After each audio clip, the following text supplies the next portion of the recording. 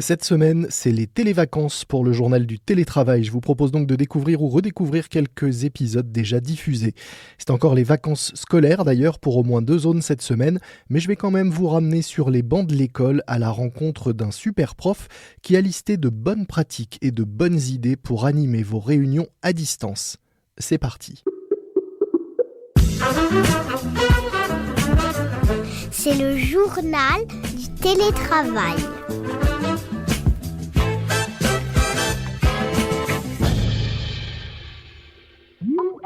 Ce matin, vous démarrez une visio avec votre équipe et face à vous, une dizaine d'écrans noirs, juste avec les initiales dans des petits ronds de couleur. Vous faites le point, le bilan de la semaine, vous exposez les objectifs, le tout seul chez vous face à votre caméra. Vous guettez la moindre réaction et rien ne vient. C'est pénible, hein, oui. Eh bien, c'est ce que vivent tous les jours de nombreux profs qui font cours à distance face à des classes virtuelles qu'ils peinent parfois à animer. Heureusement, certains d'eux ont trouvé des parades pertinentes, originales, intéressantes et parfaitement adaptables au monde de l'entreprise. C'est le cas notamment de Julien Bobroff, physicien, professeur à l'université Paris-Saclay dans le groupe de recherche La physique autrement. Bonjour Julien. Bonjour. Vous avez récemment publié avec d'autres enseignants-chercheurs une sorte de guide qui reprend 5 idées pour enseigner à distance autrement, toutes vraiment bien vues et pertinentes. Avant de voir en détail quelles sont ces idées, comment vous est venue cette idée au départ, à vous, justement, de réaliser ce guide et cette compilation? Oh, c'est pas un guide, c'est vraiment juste des pistes pour aider les gens. Nous, on s'est vite rendu compte des problèmes, évidemment, en enseignant à nos propres étudiants à l'université. Il se trouve que dans mon équipe, qui s'appelle La physique autrement, on étudie justement plein de façons d'enseigner ou de vulgariser autrement. Mmh. Et donc là, dans le cas du confinement, c'était évident que le distanciel, pour nous, c'était une forme de contrainte fertile, c'est-à-dire que c'était un terrain de jeu pour essayer d'autres façons d'enseigner, de développer des outils et autres. Et puis on s'est vite rendu compte finalement qu'il y avait pas mal des petites choses qu'on développait qui pouvaient être utiles aux collègues. Et donc s'est imposé l'idée de formation, de discussion, de brainstorming collectif. Et là, cet article, c'est une sorte finalement de side effect, on va dire, où on s'est dit, tiens, faisons profiter les autres de quelques-uns des petits trucs qu'on a pu explorer au cours du temps. Il y en a quand même beaucoup, hein, et il y a notamment beaucoup de ressources liées à cet article. Et on mettra d'ailleurs dans les notes de cet épisode un lien pour ceux que ça intéresse d'aller explorer tous ces conseils. Si on les prend un petit peu dans l'ordre, première idée assez intéressante. Je parlais en introduction de ces visios qui peuvent être un peu mornes quand on est seul à parler face à un écran noir ou presque. Vous suggérez des pistes assez pratiques et concrètes pour animer les visios, et notamment vous proposez de devenir le réalisateur télé de vos visios, c'est-à-dire? Ouais, alors dit comme ça, c'est très effrayant et on se dit: «Ouh là, moi je suis sur Zoom, je sais rien faire». L'enjeu, c'était vraiment essayer de trouver les outils les moins compliqués à prendre en main, mais pour échapper au PowerPoint. En gros, on a tous ce symptôme du temps du présentiel où on avait le prof ou le conférencier qui fait son PowerPoint et qui écrène ses slides. Et ça, c'est devenu encore plus ennuyeux, encore plus mortel en temps de confinement. Mmh. Hein, on a tous éprouvé cette Zoom fatigue en gros, où on a l'intervenant qui vient, qui fait passer les slides, on entend sa voix en voix off, parfois une petite vignette avec son visage et c'est tout. Et donc c'est d'une monotonie incroyable et là on est très tenté d'aller regarder son mail à côté. Et donc l'enjeu c'était de dire aux gens mais comment on peut échapper à ça? Alors on n'y échappe pas complètement, mais on s'est rendu compte qu'une première étape, un premier outil très simple, c'était finalement de faire ce que font en fait les youtubeurs, les streamers et toutes ces communautés-là, et d'utiliser un logiciel qui vient de ces communautés justement, qui s'appelle le logiciel OBS. Mmh. Donc c'est un petit logiciel gratuit, très simple à prendre en main, et qui va permettre juste en gros de faire autre chose à votre webcam que de faire la simple webcam. En gros, il va passer par le canal de votre webcam pour envoyer ce que vous avez envie. Donc ça peut être envoyer votre PowerPoint, classiquement. Ça peut être envoyer votre PowerPoint et une image de vous à côté. Ça peut être vous en plein écran. Ça peut être vous et puis une deuxième webcam à côté qui filme un, je sais pas, un cahier sur lequel vous êtes en train d'écrire. Ça passe par la webcam et votre logiciel préféré, Zoom, Teams, Meet ou autre, va envoyer ça à tout le monde en direct. Et c'est très facile. Il y a un tuto sur YouTube où vous montrez justement comment tout utiliser. C'est vraiment extrêmement facile quand on regarde. Ah ouais, vraiment, en 5 minutes, on prend ça en main, hein, et on se dit: «Bon, c'est juste un petit outil technique», mais en fait, bon, comme toujours, hein, le petit outil technique, s'il est un peu utilisé, peut soudain débloquer des situations. Et nous, c'est ce qui s'est passé, c'est que soudain, ça devient dynamique. Et juste ce renouvellement de l'écran, les gens de la télé connaissent bien, hein, ça fait qu'on échappe au plan séquence, on échappe au théâtre et on passe au cinéma, en fait.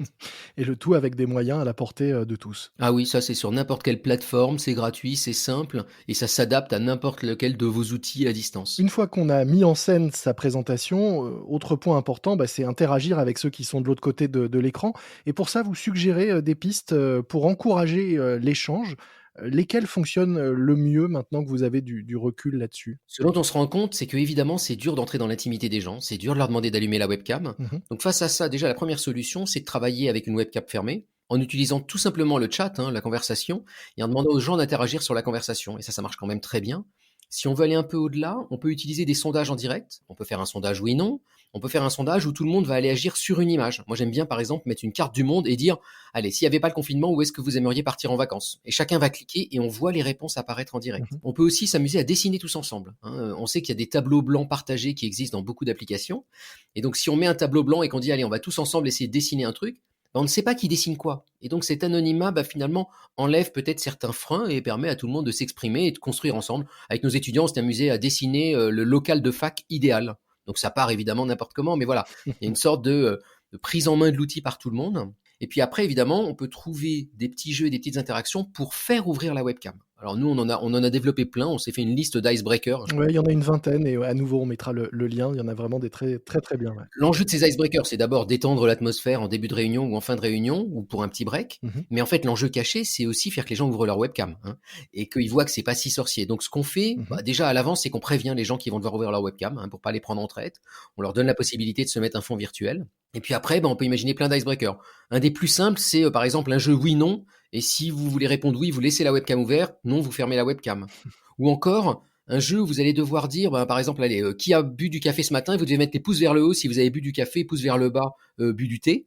Et donc, vous allez en direct montrer vos pouces à la webcam. Alors, on a tous l'air très ridicule, mais ça permet d'avoir des réponses un peu plus nuancées. Et puis, chacun son tour va poser une question et on doit tous répondre avec nos pouces. Et là encore, l'enjeu, c'est de faire ouvrir la webcam. Ou encore, alors si on veut être un petit peu plus, voilà, mettre les gens en forme, on dit, allez, 30 secondes pour ramener un objet jaune devant la webcam. Et donc, tout le monde va courir et ramener un objet jaune devant la webcam. Et ça marche avec des groupes assez nombreux. C'est aussi l'avantage. On peut imaginer, un groupe, assez conséquent participer à ce type, d'activité, brise-glace. Oui, sans aucun problème. Alors, on a classé, nous, nos brise-glaces, justement, selon la taille du groupe. Un truc tout bête, c'est vous posez une question à graduation. Par exemple, c'est quand la dernière fois que vous avez joué à un jeu de société? Et alors, vous dites aux gens, vous fermez la webcam quand vous vous retirez du jeu. Donc, est-ce que c'est depuis 2000? Alors, toutes les webcams restent ouvertes. Depuis 2010, certaines webcams se ferment. Depuis 2020, depuis lundi dernier, depuis hier soir. Et vous voyez qu'avec une galerie avec 50 webcams allumées, on va voir les webcams s'éteindre au fur et à mesure et on va créer une dynamique assez sympathique. Vous proposez aussi, dans une autre, piste, de créer ensuite des sous-groupes, des plus petits groupes de travail qu'une grande communauté. On peut commencer, une visio à 50, pourquoi pas, mais ensuite vous suggérez d'essayer de créer plutôt des petits groupes de travail. Oui, j'imagine que tous vos auditeurs ont dû expérimenter ce truc affreux où on est censé bosser à plusieurs, à 20, à 30, même à 10, et c'est impossible. Et c'est impossible pour plein de raisons très bien comprises, du côté, par exemple, de la psychologie. C'est parce que dans une vraie réunion physique, il y a tout un jeu du langage corporel qui fait qu'on sait bosser à plusieurs, qu'on sait quand intervenir, quand interrompre, quand c'est l'autre qui va prendre la parole, comment se positionner dans la salle, comment bouger, comment dire un truc à son voisin. Sur Zoom, tout est impossible, en gros, sauf si on fait de la conversation privée. Mmh. Alors que si on travaille à des groupes plus petits, tout redevient un peu faisable. Interrompre l'autre, par exemple, devient facile. Donc il y a plein d'outils pour ça. Alors je sais qu'on peut faire des salons sur un certain nombre de plateformes. Nous, l'outil qu'on préfère, là encore, c'est un outil qui nous a été appris par nos étudiants et qui vient du monde du jeu vidéo, c'est Discord. Ouais. Donc c'est une plateforme gratuite qui permet de façon extrêmement simple, vraiment en 3 minutes, de créer un petit serveur où on peut mettre autant de salons privés qu'on veut, à la fois des salons où on peut mettre des contenus textuels et des salons où on peut parler ou allumer sa webcam. Mais à la différence de tous les salons Zoom, là, c'est tout à fait fluide. C'est-à-dire qu'on peut se balader d'un salon à un autre comme si on était physiquement et qu'on se baladait d'une pièce à une autre Mmh. ou d'un coin de la pièce à un autre coin de la pièce. Il n'y a pas de hiérarchie. Moi, hier, par exemple, j'ai travaillé avec un groupe d'enseignants. On était 25 et on s'est fait 4 ou 5 salons. Chacun allait bosser dans son salon. À un moment donné, j'avais besoin de tout le monde, donc je passais dans les salons. Je dis, vous venez me rejoindre dans la grande pièce. Et puis, vous pouvez aller voir l'équipe 4 parce qu'ils ont un problème. Et l'équipe 4, vous pouvez aller voir l'équipe 2. Et chacun va se balader. Et on a presque le sentiment de lieu physique dans lesquels on peut aller. Et dès qu'on entre dans un lieu, on entend notre voix. On peut partager un écran, on peut voir l'image un peu comme dans Zoom, mais ça crée beaucoup de fluidité. Et moi, j'éprouve un grand plaisir à enseigner de cette façon-là. Alors les déplacements d'une salle à l'autre en virtuel, ça fonctionne. Le problème et un des problèmes, du télétravail, du confinement, c'est la sédentarité. Vous avez développé, au-delà de ces petites promenades virtuelles, de vraies activités, physiques, à distance pour obliger vos étudiants à se lever et à bouger. Est-ce que vous pouvez nous expliquer en quoi ça consiste et est-ce qu'il y a des choses qui sont transposables dans le monde de l'entreprise? Le constat d'abord, c'est que la Zoom fatigue, comme on l'appelle, vient de plein de raisons très bien répertoriées. Et l'une d'entre elles, en gros, évidemment, c'est qu'on est assis Mmh. dans la même position face à notre ordinateur toute la journée et qu'on n'en peut plus au bout d'un moment. Donc, un des conseils qui est donné indépendamment de ce que je vais vous proposer après, c'est juste de se lever à un moment donné Et c'est notamment de faire certaines réunions en audio Mmh. avec un casque et avec son téléphone. L'air de rien, ça nous permet de marcher, de se bouger. Et moi, de temps en temps, faire une réunion où il n'y ait pas l'écran, ça fait du bien. Alors maintenant, nous, ce qu'on fait avec nos étudiants, c'est un peu spécial parce qu'on est physicien et on veut leur faire de la physique.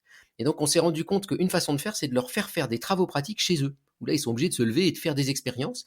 Et pour ça, il y a un outil formidable, c'est le smartphone. Il se trouve que le smartphone contient des tas de capteurs qu'on peut utiliser pour faire de la physique. Donc nous, on a développé plein de jeux, mais qui peuvent être joués aussi pour le grand public, avec le smartphone pour faire un parcours du combattant, de la gymnastique, des tas de trucs. Et le smartphone, en même temps, en fait, il va mesurer tout ce que vous faites. Donc vous pouvez faire des compétitions à distance avec les autres, faire des challenges, faire des énigmes, faire des choses comme ça. Nous, après, à la fin, ça va déboucher sur un vrai enseignement où, une fois qu'ils auront fait tous ces jeux-là, on leur dit, vous voyez, votre smartphone vous a permis de jouer avec tous ces capteurs. Maintenant, vous allez mesurer et faire de la physique avec ces mêmes capteurs. Mais l'enjeu pour nous, évidemment, c'est de leur faire de la physique, mais c'est aussi qu'ils se sortent de l'ordinateur, qu'ils aillent dans leur cuisine, qu'ils aillent dans leur salle à manger, dans leur salle de bain, qu'ils sortent dehors. On a plein de jeux pour mesurer la hauteur d'un bâtiment avec un smartphone. On a 61 façons de mesurer la hauteur d'un bâtiment avec un smartphone. Donc on les a toutes comptées, toutes mises sur le web, et on leur dit, allez-y, allez mesurer la hauteur de votre immeuble ou de votre maison. Et donc l'idée, c'est d'engager le corps pour sortir à nouveau de cette monotonie du distanciel. Et ça peut effectivement donner des idées de team building. D'ailleurs, certaines startups proposent des solutions qui, avec le smartphone, l'accéléromètre notamment, permettent de créer des activités pour les salariés. En parlant de team building, quelque chose qui revient souvent pour les équipes et notamment en télétravail, vous en faites avec vos étudiants. Vous avez par exemple expérimenté des escape games en ligne, notamment un qui m'a amusé. Vous deviez empêcher la fac de geler suite à une fuite d'azote liquide, hein, c'est ça? Ah oui, alors l'idée au départ, c'est intéressant je trouve, c'est qu'on est parti du présupposé qu'il fallait essayer de ne rien annuler malgré les conditions cette année. Mmh. Et donc en particulier, il y a eu plusieurs grands événements à la fac qui normalement étaient annulés, par exemple le rallye de rentrée, 1200 étudiants qui arrivent et explorent la fac physiquement, et nous on l'a remplacé par un jeu à distance. Et puis un autre moment de la fac très important qui est la fête de la science, où le grand public vient visiter les labos. Mmh. Et évidemment ça a été annulé, et on s'est dit mais comment on pourrait la remplacer mais garder cette espèce de qualité de la rencontre avec les chercheurs. Donc on a développé un petit jeu en ligne, une sorte d'escape game en ligne, où il faut sauver la fac parce que y a un groupe, on va pas vous révéler qui, mais qui est en train de remplir la fac d'azote liquide, et on a 1 heure pour s'en sortir. Mais à la différence des escape games habituels, bon là c'est sur ordinateur, mais on va être face à des chercheurs dans des labos, et là c'est des vrais chercheurs qu'on a fait intervenir dans le jeu, et on va devoir les aider à résoudre des problèmes et autres pour finalement comprendre d'où vient la fuite d'azote et comment l'arrêter. Mais l'enjeu là encore, c'est recréer du lien, recréer de l'humain, et ramener les gens à la fac, même s'ils n'ont pas pu y venir cette année en vrai. Autre point, intéressant que j'ai noté, évidemment quand on parle de fac et d'étudiants, on pense aussi, aux devoirs, qu'ils ont à vous rendre. Vous dites qu'il faut sortir, aussi, de la forme habituelle, la période n'est pas habituelle et donc vous demandez, non seulement, pas forcément de faire des comptes rendus, écrits, des travaux, mais, d'imaginer d'autres choses, de faire par exemple des vidéos, c'est ça? Oui, on s'est vite rendu compte que, un des leviers qu'on a, c'est de jouer sur ce qu'ils doivent nous rendre scolairement, on va dire. Mmh. Et tout ce qui peut faire que ça engage à nouveau autre chose qu'être seul devant son ordinateur, c'est bon à prendre. Donc une façon de faire, c'est de leur demander de faire de la vidéo, parce que la vidéo, il faut se lever, il faut aller filmer, il faut faire du montage, et puis aussi privilégier le travail en équipe. Donc dire, vous devez la rendre la vidéo à 3, vous devez la faire à 3 même si vous êtes à distance. Et nos étudiants nous ont fait des tas de trucs très marrants, y compris en utilisant Zoom. Il y en a qui nous ont fait des jeux télé virtuels sur Zoom pour expliquer un truc de physique. Donc toute l'idée, c'est d'essayer de sortir peut-être des formats habituels de rendu, la copie, le PowerPoint, le PDF 4 pages, éventuellement garder une partie comme ça, parce qu'il y a des choses qu'on doit quand même avoir par écrit, mais pouvoir rajouter à ça une dimension un petit peu créative, on va dire. Et ça permet aussi aux étudiants de respirer un petit peu. Faire une vidéo, c'est quand même marrant. Ou même faire un petit stop motion chez soi, ou faire, comme on le fait en ce moment, un petit podcast à distance. Et les étudiants sont très à l'aise avec tous les outils qui permettent de réaliser ça et qui existent sur Internet.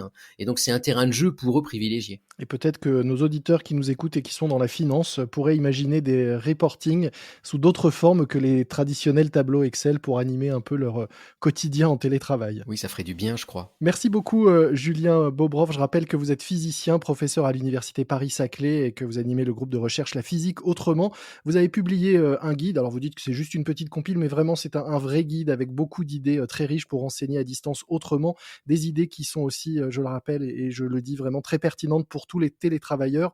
Nous mettrons un lien direct vers votre article et les nombreuses ressources qu'il contient dans les notes de cet épisode. Merci à vous. Merci.